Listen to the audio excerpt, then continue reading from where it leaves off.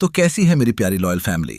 साथियों, मैं हूं आपका साथी मिस्टर एक्स और आज मैं आपके लिए वह घटना लेकर आया हूं जिसका इंतजार आपको काफी समय से है और उस घटना के अब तक 3 एपिसोड आप सुन चुके हैं। जी हां, मैं बात कर रहा हूं अप्सरा साधना की।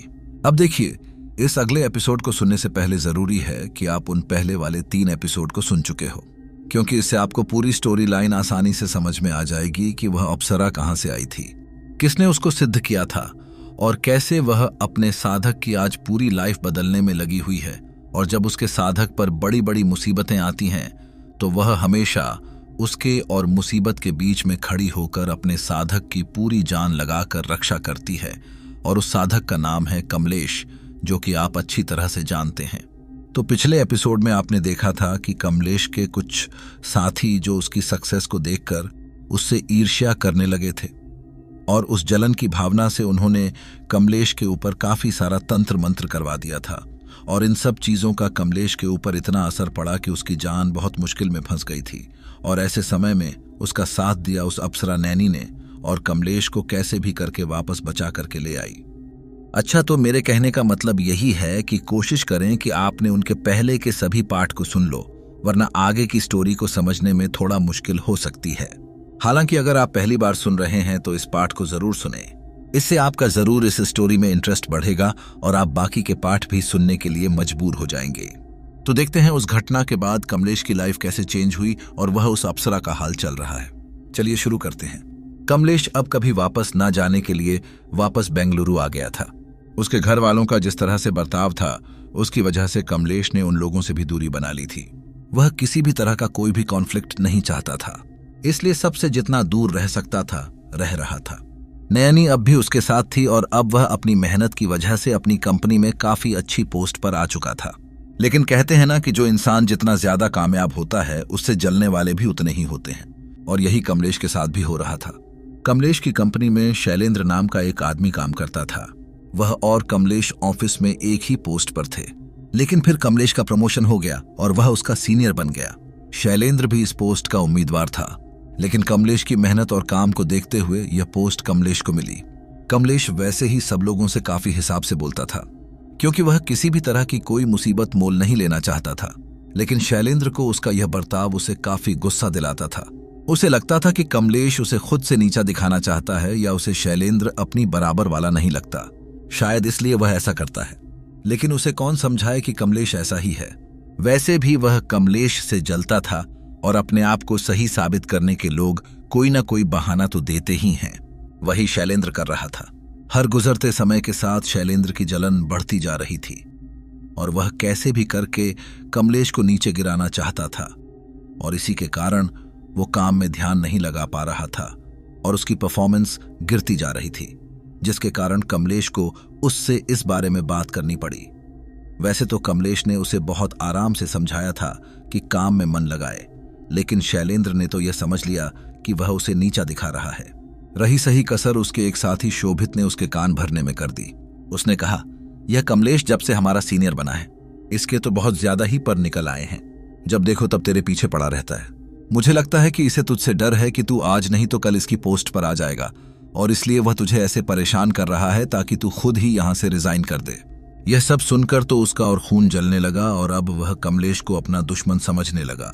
इन्हीं सब के दौरान ऑफिस में एक नई लड़की आई जिसका नाम तमन्ना था। मॉडर्न और गोरी चिट्टी तमन्ना यहां पर आकर सबसे दोस्ती करने लगी, या यूं कहें कि वह उन सब में से उस शख्स की तलाश में थी जिसके पास सबसे ज्यादा पैसा है, और भले ही वह शख्स शादीशुदा हो उसे उससे कोई फर्क नहीं पड़ता। शैलेंद्र और तमन्ना की अच्छी दोस्ती हो गई थी और शाम के समय वह लोग साथ ही जाया करते थे। वैसे तो शैलेंद्र की सगाई हो चुकी थी, लेकिन फिर भी वह और तमन्ना रिश्ते में थे। यहाँ तमन्ना और शैलेंद्र का इरादा एक दूसरे से शादी करने का बिल्कुल भी नहीं था। वह तो बस एक दूसरे के साथ टाइम पास कर रहे थे और दोनों ही ये बात जानते थे। इसी दौरान एक दिन ऑफिस में लंच के टाइम तमन्ना शैलेंद्र से बोली, इस ऑफिस में काफी लोग हैं, लेकिन इनमें से ऐसा कौन है जिसके पास पैसा भी हो और उसके घर वाले भी ना हो। शैलेंद्र जानता था कि तमन्ना सही लड़की नहीं है और उसके साथ जिसकी भी शादी होगी वह तो बर्बाद हो जाएगा, और इसलिए उसके दिमाग में एक आइडिया आया और वो बोला, हमारा जो सीनियर है ना कमलेश, वह काफी अच्छा कमाता है और साथ ही उसके घर वाले भी उसके साथ नहीं रहते। बहुत महंगे फ्लैट में रहता है वह। गाड़ी भी 20-25 लाख से कम की तो नहीं है उसके पास। यह सब सुनकर तमन्ना की आंखों में चमक आ गई और उसने सोच लिया था कि अब वह कमलेश की जिंदगी में आएगी। उसी रोज शाम के समय काम के बाद जब कमलेश घर जाने लगा तो तमन्ना भी उसके साथ चलने लगी। कुछ देर बाद तमन्ना उससे बोली, गुड इवनिंग सर, मैं यहाँ नई आई हूं लेकिन आपसे ज्यादा मिलना ना हुआ। यह सुनकर कमलेश बोला, तुम अच्छे से काम करोगी तो अपने आप ही मेरा ध्यान तुम पर जाता, लेकिन तुम बहुत बेकार काम कर रही हो और अगर यही चलता रहा तो मुझे तुम्हें वार्निंग देनी पड़ेगी। हमें काम करने वाले लोग चाहिए, गप्पे मारने वाले नहीं। जाओ। एक्सक्यूज मी बोलकर कमलेश चला गया। यह सुनकर तमन्ना को काफी ज्यादा गुस्सा आया क्योंकि कमलेश ने उसकी ओर बिल्कुल भी ध्यान नहीं दिया था और 4 बातें सुना दी। वह अलग थी।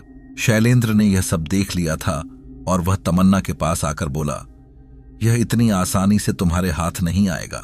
मैंने आज तक इसे किसी लड़की की ओर देखते हुए तक नहीं देखा। फिर तुम्हारी ओर क्यों देखेगा? यह सुनकर तमन्ना गुस्से में उससे बोली, देखो, मैंने आज तक जो चीज चाही है उसे पाया भी है और अब भी वैसा ही होगा। इस कमलेश को तो मैं पाकर ही रहूंगी, चाहे जो हो जाओ। अब तुम भी देखो कि मैं इसके साथ क्या करती हूं। इसे अगर मैंने अपने आगे पीछे नहीं घुमाया तो मेरा भी नाम तमन्ना नहीं। तमन्ना असम से बिलोंग करती थी और काला जादू, टोना टोटका करना सब उसे बहुत अच्छे से आता था और अब कमलेश ना चाहते हुए भी दोबारा से एक बड़ी मुसीबत में फंस चुका था और इस बात से नयनी भी अनजान थी। इन सब के 2-3 दिन बाद तमन्ना मिठाई का डिब्बा लेकर ऑफिस पहुंची और सभी को मिठाई बांटने लगी। इस दौरान वह कमलेश को भी मिठाई देने के लिए गई। तब कमलेश ने वह मिठाई लेने से मना कर दिया। तब तमन्ना ने उससे कहा कि मेरी यहां जॉब लग गई है, इसी वजह से मैंने पूजा अर्चना करवाई है और यह उसी का प्रसाद है। कमलेश प्रसाद को लेने से मना ना कर सका और उसने वह प्रसाद ले लिया। दोस्तों, प्रसाद लेना गलत नहीं है, लेकिन सामने वाला किस इंटेंशन से, कौन से मकसद से वह प्रसाद दे रहा है वह हम कह नहीं सकते। कभी कभी यह प्रसाद आम प्रसाद ना होकर और किसी के मन्नत का प्रसाद होता है या कोई उतारा होता है और वह खाने से हमारे जीवन में कभी कभी उथल पुथल भी हो सकती है। लेकिन यहां तमन्ना का इरादा बहुत बुरा था। अब क्योंकि वह काला जादू जानती थी, इसलिए यह प्रसाद ना होकर एक तरह से उसके टोटके का सामान था। कमलेश ने इस बारे में ज्यादा नहीं सोचा और वह प्रसाद लेकर खा लिया। यह देखकर तमन्ना के चेहरे पर मुस्कान आ गई क्योंकि शायद उसका मकसद पूरा हो चुका था। तमन्ना ने बाकी सारी मिठाई भी अपने सभी स्टाफ को बांट दी और फिर अपनी सीट पर आकर काम करने लगी। वह मन ही मन मुस्कुरा रही थी। यह देखकर शैलेंद्र ने उससे पूछा, क्या बात है, तुम बड़ी खुश लग रही हो? क्या तुम अपनी चाल में कामयाब हो गई? यह सुनकर तमन्ना बोली, ऐसा ही कुछ समझ लो। अब तो तुम बस इसका रिजल्ट देखना। उस समय तक तो सब कुछ सामान्य रहा, लेकिन थोड़ी ही देर में कमलेश का सिर भारी होने लगा था। कमलेश थोड़ी देर तो वहां काम करता रहा, लेकिन हर गुजरते समय के साथ कमलेश का वहां बैठना मुश्किल होने लगा था, जिसके कारण उसने वहां से निकलने में ही अपनी भलाई समझी। उसने अपने बॉस को इस बारे में बताया और छुट्टी लेकर घर जाने लगा। इस दौरान तमन्ना की नजर उस पर पड़ी और यह देखकर उसके चेहरे पर एक कुटिल मुस्कान आ गई। कमलेश अपने घर आकर आराम करने लगा और शाम के समय तमन्ना, शैलेंद्र और शोभित उसका हालचाल लेने उसके घर आए और थोड़ी देर बाद वापस चले गए। रात के समय कमलेश की कुछ बनाने की हिम्मत नहीं हो रही थी, इसलिए नयनी ने बिना उससे कहे उसके खाने का इंतजाम कर दिया। नयनी को खाना बनाना नहीं आता था, इसलिए कैसे भी बना दिया जितना कि उसने कमलेश से सीखा था। कमलेश ने वह खाना खाया और उससे कहा, तुम्हें तकलीफ लेने की जरूरत नहीं थी नैनी, मैं आज बाहर से कुछ मंगवा लेता। यह सुनकर नैनी बोली, मैं जब से तुम्हारे साथ हूं तुम्हारे लिए कभी कुछ कहां कर पाती हूं, तो ऐसे समय में तो मैं कर ही सकती हूं ना। जानती हूं कि यह इतना अच्छा नहीं बना होगा।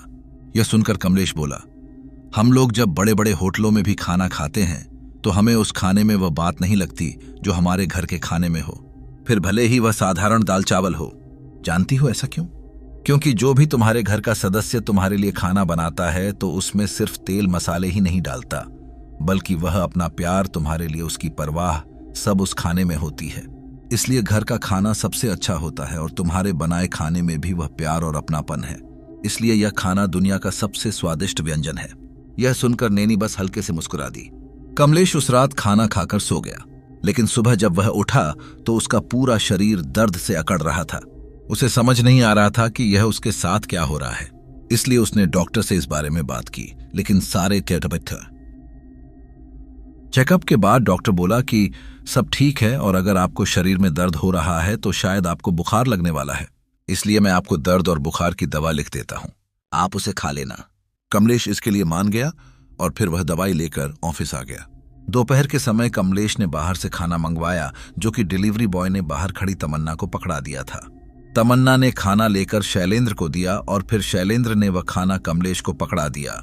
कमलेश ने खाना खाकर दवाई ली और फिर काम पर लग गया। दवाई की वजह से उसे काम करने में ज्यादा परेशानी नहीं हुई और फिर शाम के समय शैलेंद्र ने सबसे कहा कि आज उसकी तरफ से पार्टी है, इसलिए सब उसके साथ ही चले। कमलेश ने इसके लिए मना तो काफी किया, लेकिन शैलेंद्र ने उससे कहा कि अभी आपकी तबीयत सही नहीं है, तो अभी आप घर पर क्या खाना बनाएंगे, इसलिए आप मेरे साथ ही चलिए। वहीं पर खा पीकर दवाई लेकर घर जाकर आराम से सो जाना। कमलेश को भी यह बात ठीक लगी और वह भी उसके साथ चला गया। उन सब ने खाना खाया और कमलेश घर आ गया, लेकिन अगली सुबह जो होने वाला था उसकी कमलेश ने कल्पना भी नहीं की थी। अगली सुबह जब उसकी आंखें खुली तो उसने इधर उधर देखा, लेकिन उसे नैनी कहीं भी दिखाई नहीं दी। उसने उसे काफी आवाज दी, लेकिन वह उसे कहीं भी दिखाई नहीं दी। यह देखकर वह काफी ज्यादा घबरा गया। उसे लगने लगा कि कहीं नैनी उसे छोड़कर तो नहीं चली गई है, क्योंकि वह बिना बताए कहीं नहीं जाती थी। फिर अचानक से उसे क्या हुआ? कमलेश यही सब सोच सच कर परेशान हो रहा था कि तभी अचानक उसका मोबाइल बज उठा। जब उसने अपने मोबाइल पर नजर डाली तो उसने पाया कि वह फोन तमन्ना का था। यह देखकर उसे हैरानी हुई कि यह लड़की आखिर सुबह सुबह उसे क्यों फोन कर रही है, और उसने उस फोन का नजरअंदाज कर दिया और नैनी को ढूंढने लगा।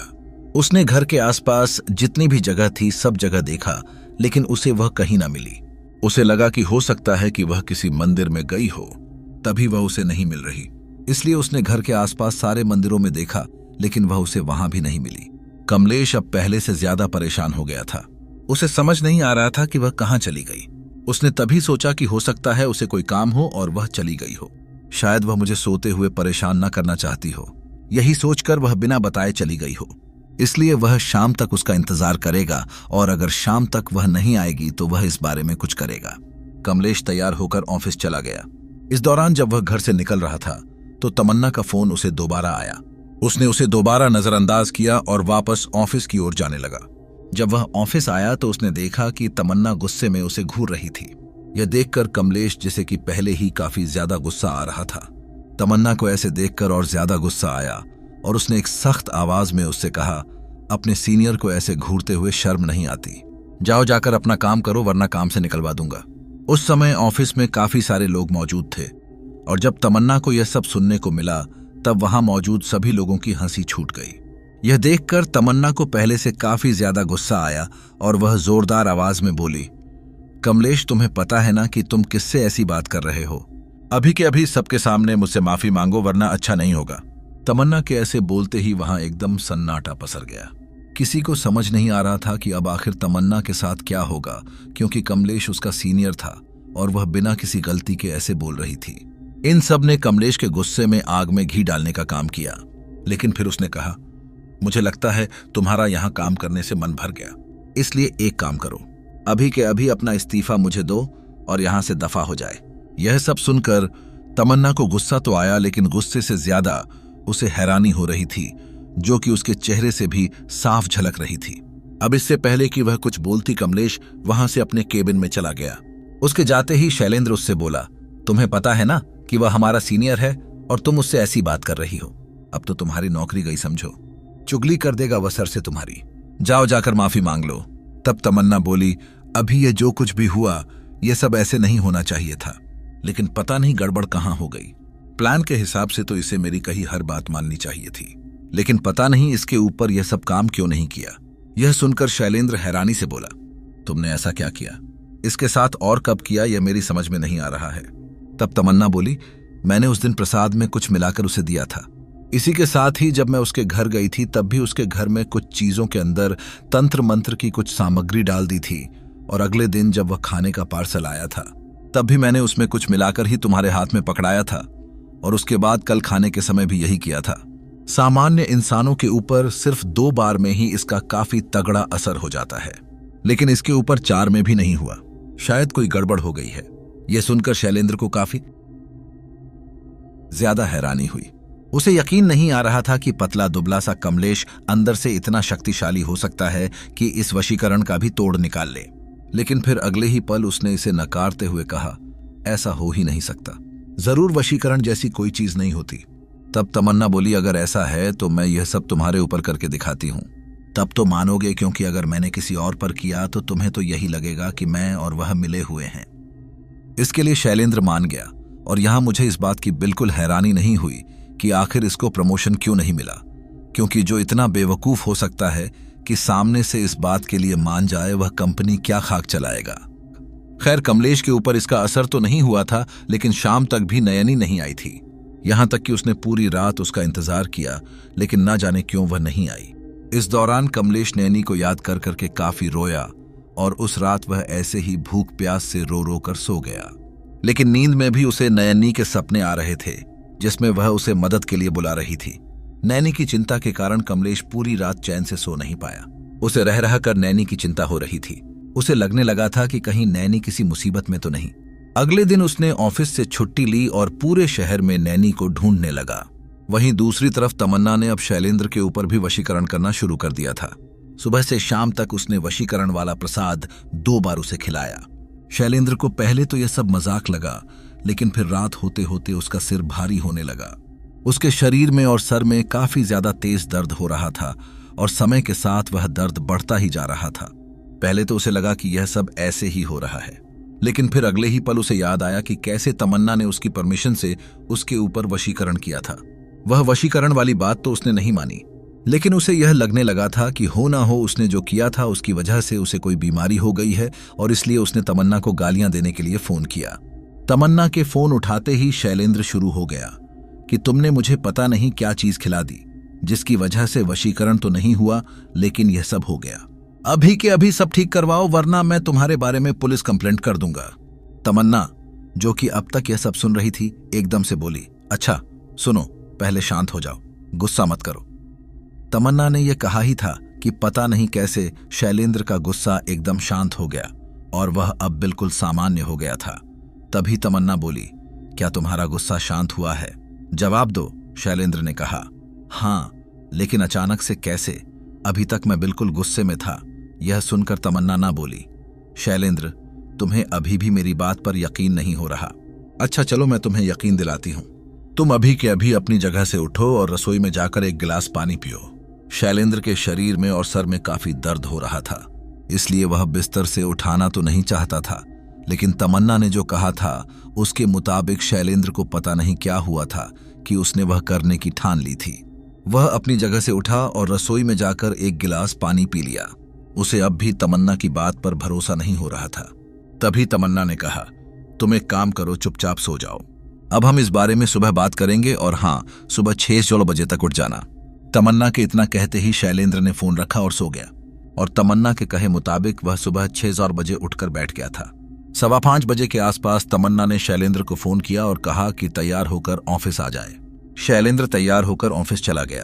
आज उसने सारे काम जल्दी कर लिए थे और उसका ऑफिस 9 बजे खुलता था, लेकिन वह 7:30 बजे के आसपास ही ऑफिस में पहुंच गया था। धीरे धीरे करके सारे लोग वहां आए। सारे लोग शैलेंद्र से बात कर रहे थे, लेकिन शैलेंद्र ने किसी की बात का कोई जवाब नहीं दिया। वह उनसे बात करना चाहता था, गप्पे मारना चाहता था, लेकिन उसने किसी से कोई बात नहीं की। यहां तक कि उसने किसी के गुड मॉर्निंग का भी जवाब नहीं दिया। इन सब के कारण सब लोग उसे बोलने लगे कि शायद इसमें ईगो है, इसलिए वह उनसे बात नहीं करना चाहता। शैलेंद्र उन्हें बताना चाहता था कि ऐसा कुछ नहीं है, लेकिन वह चाहकर भी बात नहीं पा रहा था। अब उसे यकीन हो गया था कि उसने कितनी बड़ी मुसीबत मोल ले ली थी। 9 बजे के आसपास तमन्ना ऑफिस आई और उससे बोली, अब तो तुम्हें मेरी बात पर यकीन हो ही गया होगा, क्यों है ना? तब शैलेंद्र बोला, देखो, मुझे तुम्हारी बातों पर पूरी तरह से यकीन हो गया, प्लीज यह सब बंद कर दो। यह सुनकर तमन्ना बोली, देखो, बंद तो मैं कर देती, लेकिन तुम्हें तो पता ही है कि मैं किसी सफल बंदे को ढूंढ रही हूं, और तुम भी एक अच्छी पोस्ट पर हो। अब वह कमलेश तो मेरे हाथ आया नहीं तो तुम ही सही। यह सुनकर शैलेंद्र काफी ज्यादा घबरा गया और वह बोला, देखो, मेरे पास ज्यादा पैसा नहीं है और मेरे 3 भाई भी हैं, तो मेरे माँ बाप का सब कुछ उनमें भी बंटेगा, इसलिए मुझसे शादी करके तुम्हें ज्यादा कुछ नहीं मिलने वाला सिवाय तकलीफ के। इसीलिए मैं कहता हूं कि तुम मेरा पीछा छोड़ दो। अगर तुम कहोगी तो कमलेश को फंसाने में मैं तुम्हारी मदद करूंगा। यह सब सुनकर तमन्ना सोच में पड़ गई, क्योंकि एक हिसाब से उसकी बात सच थी। वह किसी पैसे वाले इंसान से शादी करके अमीर बनना चाहती थी, लेकिन शैलेंद्र सच में इतना पैसे वाला नहीं था और ना ही उसके घर वालों के पास ज्यादा पैसा था। अगर वह इस बात पर भरोसा भी करती कि भविष्य में यह अपने बल पर ज्यादा पैसा कमाने लगेगा, तब भी वह समय पता नहीं कब तक आएगा। इसलिए उसने उसकी बात मानने का फैसला किया, लेकिन वह इस मौके को ऐसे ही जाने भी नहीं देना चाहती थी। इसलिए उसने कहा कि वह उसे 8 लाख दे दे और फिर वह उसे आजाद कर देगी। शैलेंद्र के पास उसकी बात मानने का कोई और चारा नहीं था, इसलिए उसने उसकी बात मान ली और उसे अपने पास जमा पैसे दे दिए। कुछ पैसे जो कम पड़ रहे थे वह उसने अपनी एफडी वगैरह तोड़कर उसे दे दिए। इन सब के बाद तमन्ना ने अपना वशीकरण उसके ऊपर से हटा दिया और अब उसका शिकार कमलेश था, लेकिन ना जाने क्यों उसके ऊपर वह कुछ भी कर नहीं पा रही थी। और सबसे बड़ी बात, इन सब के बाद आखिर नयनी कहाँ चली गई। कमलेश नैनी को ढूंढने के कारण काम पर भी नहीं जा पा रहा था। उसने पूरे शहर में नैनी को ढूंढा, लेकिन वह उसे नहीं मिली। थक हार कर एक शाम को जब कमलेश वापस घर आया, तब तमन्ना और शैलेंद्र भी उसके घर के पास ही बैठे थे। कमलेश को देखते ही शैलेंद्र ने उससे पूछा कि आखिर आप कहाँ थे? सर, कब से आपके बारे में पूछ रहे हैं और आप ना ही फोन उठा रहे हैं और ना ही काम पर आ रहे हैं। लग तो आप ठीक ही रहे हैं। नैनी के ना होने के कारण कमलेश बुरी तरह से टूट चुका था। उसका किसी भी काम में मन नहीं लग रहा था। इसलिए उसने कहा, मैं रिजाइन कर रहा हूं क्योंकि मुझे एक काम है और मुझे नहीं पता कि उसमें मुझे कितना समय लगे। इसलिए अच्छा यही होगा कि मैं रिजाइन कर दूं। यह सुनकर शैलेंद्र को मन ही मन काफी ज्यादा खुशी हुई, क्योंकि अगर कमलेश रिजाइन कर देगा तो फिर उसकी पोस्ट उसे मिल जाएगी। इसलिए उसने ज्यादा कुछ नहीं कहा और वहां से जाने लगा। लेकिन तभी तमन्ना बोली, आप अगर किसी बात को लेकर परेशान हैं तो आप मुझे बताइए, मैं आपकी परेशानी हल कर सकती हूं, लेकिन आप ऑफिस छोड़कर मत जाइए। तब कमलेश ने उसे बताया कि उसकी परेशानी काफी ज्यादा बड़ी है और वह उसे सॉल्व नहीं कर पाएगी, उसे खुद ही कुछ देखना पड़ेगा। तब तमन्ना ने उससे कहा कि वह उसे काफी काम आंक रहा है। उसका बैकग्राउंड क्या है वह उसे नहीं पता और उसके लिए दुनिया का कोई भी काम नामुमकिन नहीं है। उसने कमलेश को यह भी बताया कि वह काले जादू करने वाली जगह पर बली बड़ी हुई है। इसी वजह से उसे इन सब का काफी ज्यादा ज्ञान है, जिसके कारण वह कुछ भी कर सकती है। यहां तक कि उसे यह नौकरी थी इन्हीं सब की वजह से ही मिली है। यह सब सुनकर कमलेश को उसके ऊपर यकीन होने लगा था, क्योंकि वह जिस शक्ति से जुड़ा हुआ था उसके ऊपर अच्छों को यकीन ना हो, लेकिन उसके ऊपर ऐसा इंसान यकीन कर सकता है जो इस तरह की चीजों से परिचित हो। इसलिए उसने तमन्ना पर विश्वास करने का सोचा। तब तमन्ना ने अपनी चाल चली और कहा, आपको जो चाहिए वह आपको मिल जाएगा। इसी के साथ ही आपकी जॉब भी बच जाएगी, लेकिन इसके बदले में मुझे क्या मिलेगा? तब कमलेश ने उसे कहा कि वह जो वह चाहे वह उसे दे देगा। तब तमन्ना बोली, मुझे एक अच्छे जीवन साथी की तलाश है और मैं आपकी बात तभी मानूंगी जब आप मुझसे शादी करोगी। तब कमलेश उससे बोला, यह पॉसिबल नहीं है, इसके अलावा तुम्हें जो भी चाहिए वह तुम बोल सकती हो। तब तमन्ना बोली कि उसे सिर्फ यही चाहिए। यह सुनकर कमलेश बोला, बात को समझो, यह पॉसिबल नहीं है क्योंकि मैं कड़ी साधना करके एक शक्ति को साध चुका हूं और अब अगर मैंने शादी की तो वह शक्ति ना सिर्फ यहां से चली जाएगी बल्कि मेरी लाइफ भी झंड करके जाएगी। और इतना ही नहीं, मेरे साथ साथ मेरे पूरे परिवार को भी यह सब झेलना पड़ेगा। इसी वजह से मैं अपने परिवार से अलग हो गया। तुम अगर मुझसे शादी कर भी लोगी तो तुम्हें घंटा कुछ नहीं मिलने वाला। अभी जो तुम इतने मजे में रह रही हो ना, वह सब चला जाएगा। कमलेश ने यहां पर तमन्ना से झूठ बोल दिया था ताकि वह उसका ख्याल अपने मन से निकाल दे। यह सब सुनकर तमन्ना भी सोच में पड़ गई थी कि आखिर इसने किसको साध लिया, और यही सब सोचकर उसने कमलेश से कहा कि वह इस बारे में सोचकर बताएगी। शैलेंद्र नहीं चाहता था कि कमलेश वहां पर आए, इसलिए उसने तमन्ना के जाने के बाद कमलेश को सारी बात बता दी और कहा कि तमन्ना ने उसके ऊपर यह सब किया था तो शायद हो सकता है कि वह शक्ति इसी वजह से उसे छोड़कर चली गई है, इसलिए वह उसकी बातों में ना आए और अपने आप से ही उसे ढूंढे। कमलेश इस बारे में सोचकर काफी ज्यादा परेशान हो रहा था। उसे समझ नहीं आ रहा था कि यह सब उसके साथ क्या हो रहा है। कुछ समय बाद उसे नव्या का फोन आया। उसने उसका फोन उठाया और उसका हाल चाल लेने लगा, लेकिन तभी नव्या बोली, यह समय अभी इस बारे में बात करने का नहीं है। नैनी जी इस समय मेरे सामने है और वह तुमसे बात करना चाहती है, लेकिन ना जाने क्यों तुम उनकी बात नहीं सुन पा रहे हो और ना ही उन्हें देख पा रहे हो, इसलिए वह मेरे जरिए तुमसे कुछ बात करना चाहती हैं। यह सुनकर कमलेश की आंखें हैरानी से गोल हो गईं और उसने उससे कहा कि बताओ नैनी क्या बोलना चाहती है। तब नव्या उससे बोली, तुम्हारे ऊपर किसी तरह का कोई वशीकरण हुआ था जिसके कारण तुम्हारा पूरा शरीर तामसिक शक्तियों का गढ़ बन चुका है। तुम्हारे पूरे शरीर पर नकारात्मकता इस कदर हावी हो चुकी है कि तुम कोई भी पवित्र शक्ति को न ही तो देख पाओगे न महसूस कर पाओगे। यहां तक कि मैं भी चाहकर भी कुछ नहीं कर पा रही।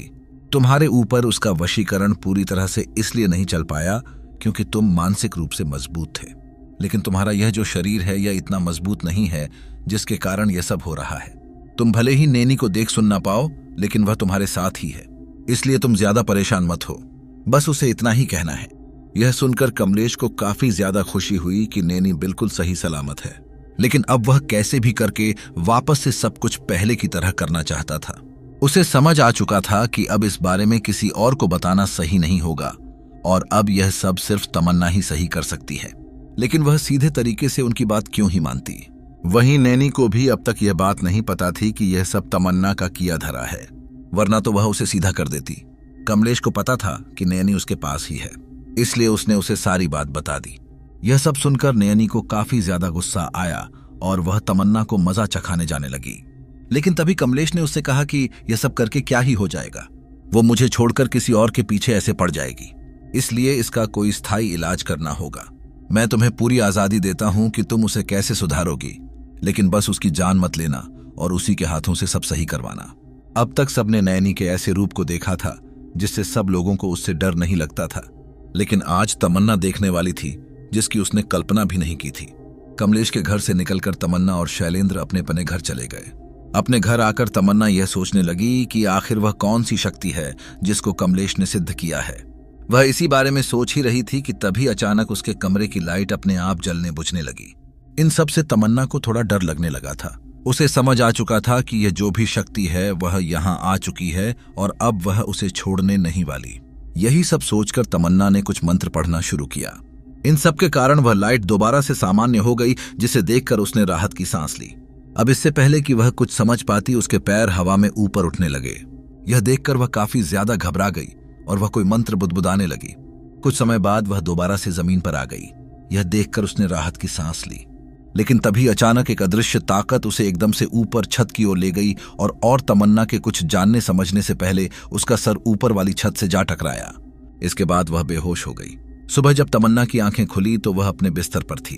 उसके सिर में दर्द हो रहा था, लेकिन उसे समझ नहीं आ रहा था कि यह सच था या सपना।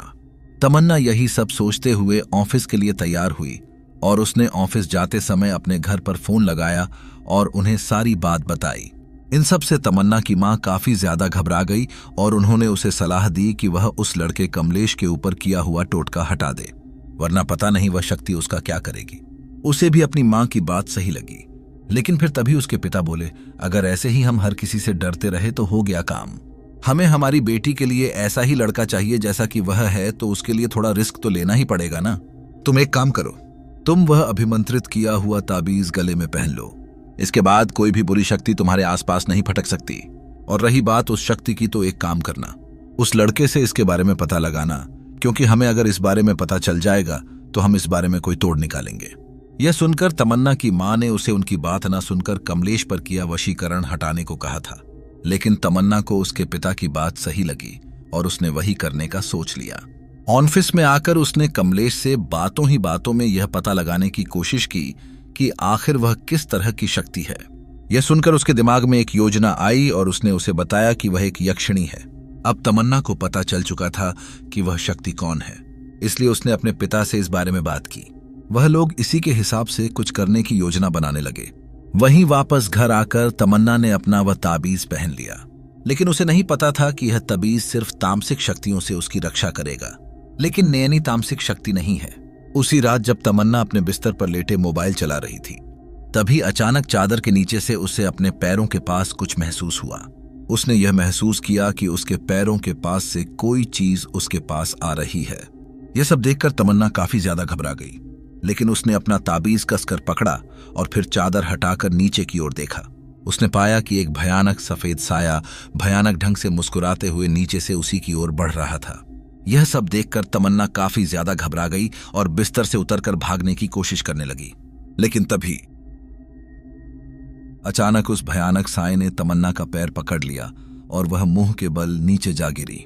इन सब के कारण तमन्ना की नाक टूट गई थी और उसमें से खून भी बह रहा था।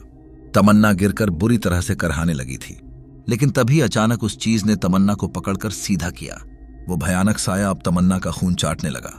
तमन्ना ने वहां से भागने की कोशिश की, लेकिन ठीक इसी दौरान उसने तमन्ना को एक जोरदार थप्पड़ मारा और इसी के साथ ही तमन्ना बेहोश हो गई। सुबह जब उसे होश आया तो वह बिस्तर पर पड़ी थी। उसने अपने चेहरे पर हाथ लगाकर देखा तो वहां कोई घाव नहीं था और उसकी नाक भी बिल्कुल ठीक थी। उसने फर्श पर उस तरफ देखा जहां पर वह रात में गिरी थी, लेकिन वहां पर भी कुछ नहीं थी। इन सब से तमन्ना काफी ज्यादा घबरा चुकी थी। उसे समझ नहीं आ रहा था कि यह सब उसके साथ क्या हो रहा है। अगर यह सपना भी है तो उसे इस तरह के भयानक सपने क्यों आ रहे हैं। उसे अपनी माँ की बात ठीक लगी और उसने फोन पर उन लोगों को इस बारे में भी बताया। तमन्ना के पिता तमन्ना के चाल चलन को अच्छी तरह से जानते थे, इसलिए उसे पता था कि कोई भले घर का लड़का तो तमन्ना को ब्याहने से रहा, और अगर उसे उसकी शादी अच्छे घर में करनी है तो यह सब करना होगा। इसलिए उसने कहा कि वह चिंता ना करे, वह आज ही वहां आ रहा है और सब खुद देख लेगा। उसकी मां ने उसे काफी समझाया, लेकिन दोनों बाप ब की अक्ल पर पत्थर पड़ गए थे जो इतनी आसानी से हटने से रहे। अगले दिन तमन्ना के पिता आने वाले थे, लेकिन इस दौरान तमन्ना अकेली नहीं रुकी। वो उसकी ऑफिस में काम करने वाली एक और लड़की के घर पर पूरी रात रही ताकि उसके साथ वह सब दोबारा ना हो। उसकी सहेली तो सो गई, लेकिन वह जाग रही थी। ठीक इसी दौरान उसकी सहेली की आंखें खुली और उसने तमन्ना की गर्दन पकड़ ली। वह तमन्ना के ऊपर बैठकर उसकी गर्दन दबाने लगी। इसी दौरान तमन्ना की नजर उसके चेहरे पर पड़ी। उसने पाया कि उसके चेहरे पर बिल्कुल सपाट भाव थे और आंखों की पुतलियां बिल्कुल सफेद थीं। उसे समझ आ चुका था कि यह उस शक्ति के बस में है, इसलिए उसने कुछ मंत्र बोलकर उसे ठीक करने की कोशिश की, लेकिन उसके मंत्रों का कोई असर नहीं हुआ। लेकिन इतना जरूर हुआ कि उसकी सहेली ने उसका गला दबाना छोड़कर उसके चेहरे पर मुक्के बरसाने शुरू कर दिए। तमन्ना चीखती रही और उसे छोड़ने के लिए बोलती रही, लेकिन वह नहीं रुकी और इसी के साथ ही तमन्ना बेहोश हो गई। सुबह जब उसकी आंख खुली तो वह पूरी तरह से ठीक थी।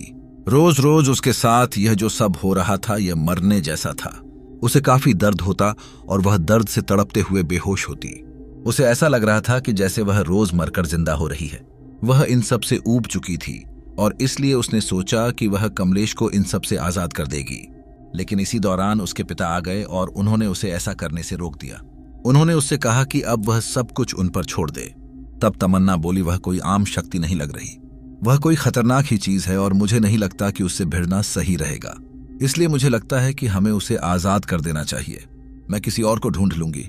वैसे भी मैं इतनी बड़ी बड़ी जगह पर काम ही इसलिए करती हूं ताकि अपने लिए कोई अच्छा इंसान देख पाऊं। तब उसके पिता बोले, और अगर वहां पर भी ऐसा ही हुआ तब तुम क्या करोगी? जिंदगी इतनी आसान नहीं है। यह तुम समझ लो, चुनौतियां हर मोड़ पर आएंगी, लेकिन तुम्हें यह याद रखना है कि अपना इरादा मजबूत रखना है। वह लड़का तुम्हारे लिए सही है, इसलिए मैं चाहूंगा कि तुम्हारी शादी उसी से हो। इसके आगे तमन्ना भी कुछ ना कर सकी। उसने सोचा कि एक बार पिताजी को भी ट्राई करने देते हैं। अब क्योंकि कमलेश ने उन्हें बता दिया था कि उसने यक्षिणी को साध रखा है और वही यह सब कर रही है, तो वह उस यक्षिणी को वापस भेजने की साधना करने लगे।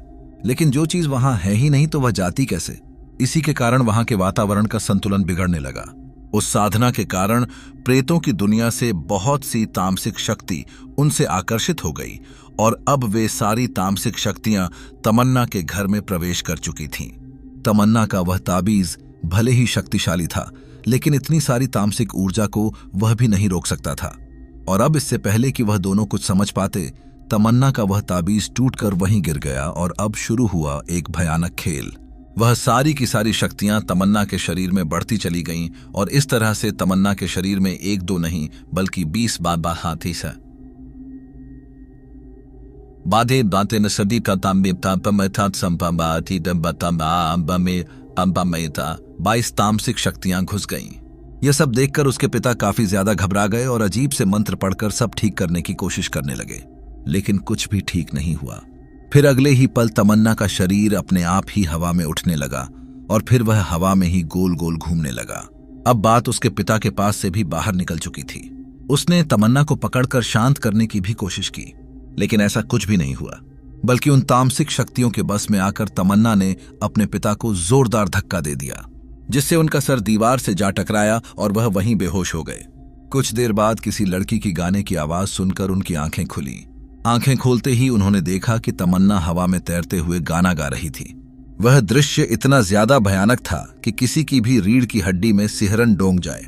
वह फटी फटी आंखों से यह सब देख ही रह गए थे कि तभी अचानक तमन्ना रुकी और अपने पिता को घूरते हुए बहता हुए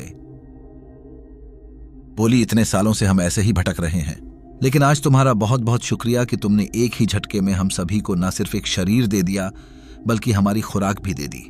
इस लड़की की सारी जैविक ऊर्जा खींचकर हम इसे अपने साथ ले जाएंगे अपनी दुनिया में। यह सब सुनकर उसके पिता काफी ज्यादा घबरा गए।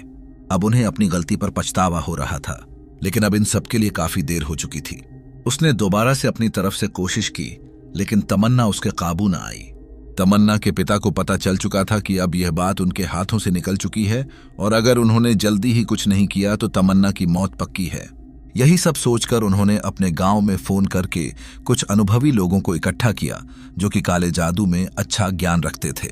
वो लोग उनकी मदद करने को मान तो गए थे, लेकिन उन्होंने साफ साफ बोल दिया था कि उनके आने जाने रहने खाने का इंतजाम उन्हें ही करना होगा।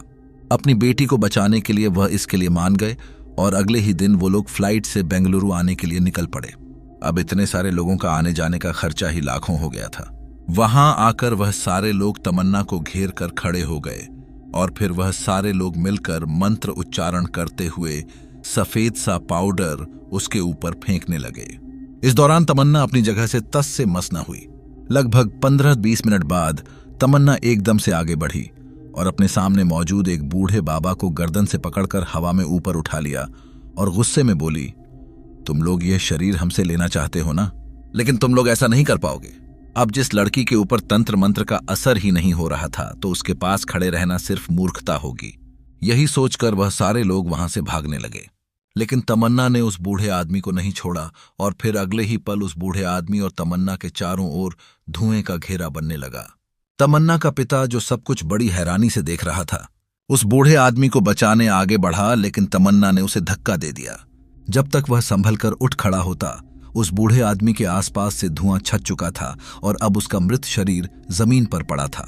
उस बूढ़े आदमी की आंखें डर के मारे फटी हुई थीं। तमन्ना का पिता घबराए हुए उस बूढ़े आदमी के शव को देख ही रहा था कि तभी तमन्ना की आवाज उसके कानों में गूंजी, मुझे और शक्ति चाहिए और अब मैं तुम्हें खत्म कर दूंगी। यह आवाज जैसे ही उनके कानों में पड़ी तो उन्हें पता चल गया था कि अब यहां पर रहना मौत को दावत देने जैसा है, इसलिए यहां से निकलने में ही भलाई है। यह सोचकर वह वहां से भागने के लिए दरवाजे की ओर बढ़े ही थे कि तभी अचानक तमन्ना हवा में उड़ते हुए दरवाजे के सामने आ खड़ी हुई और अब इससे पहले कि वह कुछ समझ पाते, तमन्ना ने उनका गला दबाना शुरू कर दिया। वह उसके शिकंजे में आकर बुरी तरह से छटपटा रहे थे, लेकिन तमन्ना की मजबूत पकड़ से वह आजाद नहीं हो पा रहे थे। तभी अगले ही पल तमन्ना के मुंह में से धुआं निकलकर उसके पिता के नाक और मुंह से उनके अंदर चला गया और इसी के साथ ही वह कुछ सेकंड तक तड़प कर शांत पड़ गए। तमन्ना के गांव के सारे लोग वहां से डर के मारे भाग खड़े हुए थे। इसी दौरान शैलेंद्र तमन्ना के घर की ओर बढ़ रहा था, क्योंकि ना ही तमन्ना फोन उठा रही थी और ना ही ऑफिस आ रही थी। आते समय वे सारे लोग शैलेंद्र से टकरा गए। तब तमन्ना के घर से इतनी भजन मंडली को भागकर आता देखकर शैलेंद्र ने उन्हें रोका और पूछा कि तुम लोग कौन हो और ऐसे कहां भाग रहे हो। तब उन लोगों ने उन्हें सारी बात बताई और फिर डर के मारे शैलेंद्र भी तमन्ना के घर नहीं गया। अब शैलेंद्र को समझ नहीं आ रहा था कि आखिर वह क्या करें। ठीक इसी दौरान उसे याद आया कि कमलेश के पास कोई ऊपरी शक्ति है और उसे लगा कि हो सकता है कि वह इस मामले में उसकी मदद कर दे, क्योंकि तमन्ना जैसी भी थी उसकी दोस्त थी। इसलिए उसने उसे फोन किया और फौरन यहां बुला लिया। कमलेश उसके पास आया और शैलेंद्र ने उसे सारी बात बताई। तब कमलेश ने नैनी से कहा, तुम जरा जाकर देखो कि उसके पिता सही सलामत है या नहीं है, अगर है तो उन्हें यहीं ले आओ। तमन्ना के पिता सिर्फ बेहोश हुए थे, इसी वजह से नैनी उन्हें बाहर ले आई। वे सारे उन्हें डॉक्टर के पास ले गए।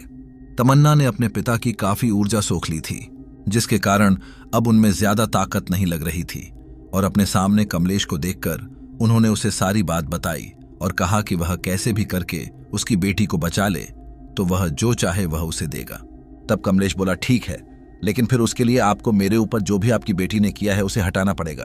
तब उसके पिता बोले, तमन्ना ने तुम्हारे ऊपर एक खास तरह का वशीकरण किया है, जिसका नियम यह है कि जो भी यह करता है वही उसे तोड़ भी सकता है।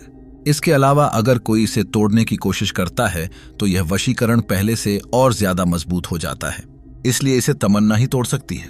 तभी वहां मौजूद उनके एक साथी ने कहा, अरे तुम इन्हें पूरी बात क्यों नहीं बताते। यह सुनकर कमलेश कुछ कहता, उससे पहले ही तमन्ना के पिता ने उन्हें चुप रहने का इशारा किया। तभी कमलेश बोला, माफ करना, तुम लोगों के इरादे कुछ सही नहीं थे तो भला मैं तुम्हारी मदद क्यों करूं? अगर यह सब बंद नहीं हो सकता तो कोई बात नहीं, इससे मेरी जान को कोई खतरा नहीं है। तो अब तुम जानो और तुम्हारा काम जाने। यह सब सुनकर तमन्ना के पिता थोड़े घबरा गए। फिर तभी वह बोले, देखो आप जैसा कहोगे वह हम करेंगे, लेकिन प्लीज हमारी मदद करो। यह सुनकर कमलेश कुछ देर खामोश रहा और फिर बोला, ठीक है, मुझे 50 लाख चाहिए। यह सुनकर तो वहां बिल्कुल सन्नाटा पसर गया था, क्योंकि यह बहुत बड़ी रकम थी जिसका इंतजाम कर पाना तमन्ना के पिता के लिए संभव नहीं था। इसलिए वह बोले, मैं एक साधारण इंसान हूं, मेरे पास इतना पैसा नहीं है, मैं 8-10 लाख तक दे सकता हूं। यह सुनकर शैलेंद्र तपाक से बोला, अरे ऐसे कैसे नहीं है, आपकी बेटी ने मेरे ऊपर टोटका करके उसे ठीक करने के लिए 8 लाख लिए थे और मुझे नहीं लगता कि उसने ऐसा सिर्फ हमारे साथ ही किया था। तब तमन्ना के पिता का एक साथी बोला, अरे दे दो ना भाई, क्योंकि इन सब से इस लड़के का तो कुछ नहीं जाएगा, क्योंकि तमन्ना के मरते ही इसके ऊपर का वह वशीकरण हट जाएगा, लेकिन इससे आपकी बेटी तो मारी जाएगी। यह सुनकर कमलेश बोला, फिर तो मैं आपकी मदद ना भी करूं तो भी मेरा कुछ नहीं जाने वाला, बल्कि सब कुछ सही हो जाएगा। यह सुनकर तमन्ना के पिता बोले, नहीं नहीं, ऐसा मत बोलो, मैं आपको पैसे दे दूंगा, लेकिन यकीन मानिए मेरे पास इतना पैसा नहीं है। तमन्ना के 20 लाख और मैं अपनी तरफ से 10 लाख और दे सकता हूं। तब यह सब सुनकर शैलेंद्र की आंखों में चमक आ गई। उसने सोचा कि वह कमलेश से वह पैसे ले लेगा जो उसने तमन्ना को दिए थे, इसलिए वह बोला, प्लीज सर, आप इनसे मेरे पैसे भी दिलवा दीजिए। तब कमलेश बोला, सॉरी शैलेंद्र, लेकिन यह सब किया धरा तुम्हारा ही है, तुम इन सब में तमन्ना के बराबर के साथ ही रहे हो और अब तुम अपनी नौकरी बचाने के बारे में पहले सोचो। फिर उसने तमन्ना के पिता से कहा, ठीक है, आप मुझे 25 लाख दे दीजिए, लेकिन मुझे वह पैसे कल के कल चाहिए। तब तमन्ना के पिता ने कहा, इन सबको अरेंज करने में समय लगेगा, इसलिए 7-8 दिन का समय दीजिए। कमलेश इसके लिए भी मान गया क्योंकि वह मजबूरी समझता था, और फिर उसने नयनी से कहा कि वह तमन्ना को बिल्कुल सही कर दे, लेकिन अगर वह दोबारा ऐसा कुछ करें तो फिर उसे बिल्कुल मत छोड़ना। नैनी इसके लिए मान गई और फिर वह तमन्ना के पास गई। उसने उसके शरीर में मौजूद सभी बुरी आत्माओं को बाहर खदेड़ दिया। इसी के साथ ही तमन्ना बेसुध होकर वहीं गिर पड़ी। सब लोग उसे डॉक्टर के पास लेकर गए। अब क्योंकि इतनी सारी बुरी आत्माएं तमन्ना के शरीर में थीं, इसकी वजह से तमन्ना के शरीर में बिल्कुल भी जान नहीं बची थी।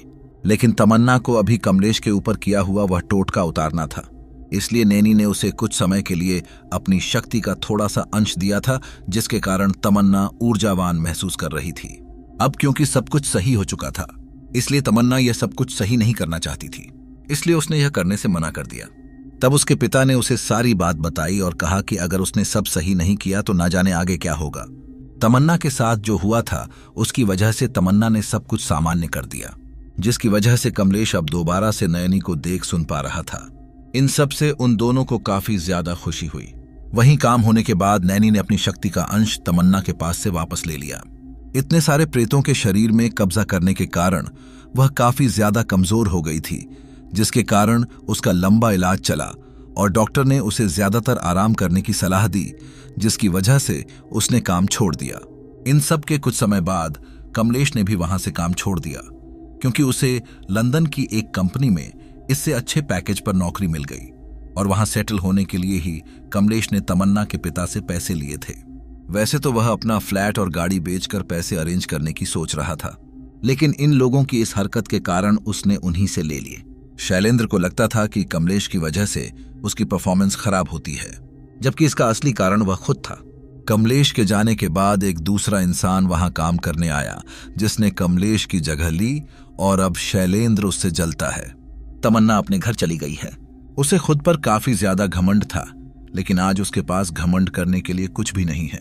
उन प्रेतों ने भले ही उसका शरीर छोड़ दिया हो, लेकिन उसका शरीर अब इतना ज्यादा कमजोर हो गया था कि अब कोई भी नकारात्मक शक्ति उसके ऊपर बड़ी आसानी से हावी हो जाती है, जिसके कारण उसकी हालत कभी कभी काफी बिगड़ जाती है।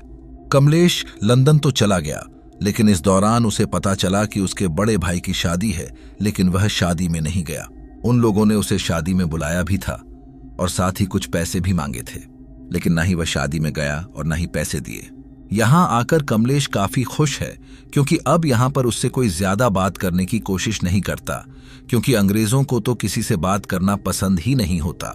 कमलेश अभिनय के साथ खुशी से रह रहा है, लेकिन उस समय को अपने पास ना पाकर उसे मानसिक रूप से जो तकलीफ हुई उसे सोचकर कमलेश आज भी घबरा जाता है।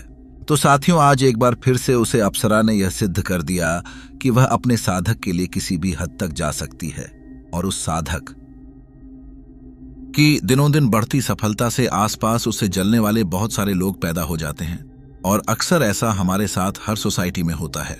जब कोई इंसान एकदम गरीबी में पड़े रहता है तो सब उसका मजाक उड़ाते हैं, कोई उसको भाव नहीं देता है, कोई उसकी खैरियत नहीं पूछता है। लेकिन जैसे ही वह इंसान सफलता की बुलंदियों पर चढ़ने लगता है तो वही लोग जो उसका मजाक उड़ाते थे अब वह उससे जलने लग जाते हैं। अब मुझे लोगों की यह मानसिकता समझ में नहीं आती।